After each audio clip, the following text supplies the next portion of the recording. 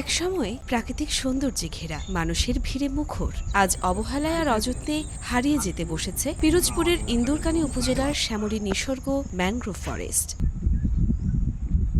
বালিপাড়া চণ্ডীপুর এলাকার পানগুছি নদীর তীর ঘেঁষে গড়ে ওঠা এই নিসর্গ ম্যানগ্রোভ ফরেস্ট একসময় ছিল ইন্দুরকানীর একটি ব্যতিক্রমধর্মী পর্যটন স্পট। নদীর শান্ত স্রোত, শীতল বাতাস আর সারিবদ্ধ গাছগাছালি এই মিলিয়ে তৈরি হয়েছিল এক মনোমুগ্ধকর পরিবেশ।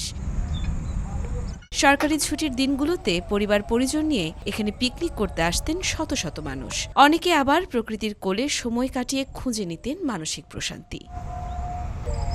কিন্তু সময়ের সাথে সাথে এই সুন্দর ছবিটি বদলাতে শুরু করে। 2021 সালের ফেব্রুয়ারিতে পার্কটির উদ্বোধন হলেও উন্নয়ন ও রক্ষণাবেক্ষণের জন্য ছিল না কোনো নির্দিষ্ট সরকারি বরাদ্দ। নিরাপত্তা ব্যবস্থা, অবকাঠামো উন্নয়ন ও নিয়মিত তদারকির অভাবে ধীরে ধীরে হারিয়ে যায় পার্কটির জৌলস। এখানে মনে করেন সুন্দরবনের একটা আবহাওয়া পাওয়া যেত এবং খুব সুন্দরভাবে এখানে বিকালবেলা সূর্য দেখা যেত, নদীর পাশে খুব সুন্দর লাগতো। এখন ওইরকম পরিবেশ এখন আর পার্কটায় নাই। রাস্তাঘাট সব নষ্ট হয়ে গেছে। এখানে আগে রাস্তাগুলো মোটামুটি ভালো ছিল, ভাঙন হয়ে গেছে এবং ভিতরে বাঁশের কিছু বেড়া দেওয়া ছিল এবং সাঁকো ছিল, এগুলো ভেঙে গেছে। এখানে যদি একটু উন্নতি করা হতো তাহলে অনেকটা ভালো হতো, অনেক মানুষ আসতো, দেখতো এবং উপভোগ করতো। দীর্ঘদিন পর গত বছরের অক্টোবরে সীমিত পরিসরে শুরু হয় সংস্কার কাজ। তবে স্থানীয়দের অভিযোগ, এই উদ্যোগ কেবল নামমাত্র। পর্যটকদের ফেরাতে যা প্রয়োজন তা এখনও অধরাই রয়ে গেছে।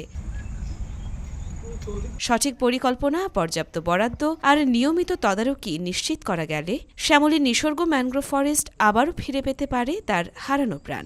পার্কটি উপজেলা পরিষদ থেকে, যেহেতু এটি উপজেলা পরিষদের কাজ, উপজেলা পরিষদ থেকে ভবিষ্যতে প্রয়োজনীয় এটি উন্নয়নের জন্য যে ধরনের প্রকল্প গ্রহণ করা প্রয়োজন অথবা সংশ্লিষ্ট যে মন্ত্রণালয় আছে তাদেরকে অবহিত করে এটি বড় আকারে, বড় পরিসরে এটি উন্নয়ন করা এবং স্থানীয় লোকজনকে এই পার্কে আসার জন্য উদ্বুদ্ধ করার জন্য যে ধরনের আয়োজন বা কর্মসূচি গ্রহণ করা দরকার সেগুলো আমরা করার চেষ্টা করব। এখন দেখার বিষয় প্রতিশ্রুতি বাস্তবে রূপ কবে নেয়।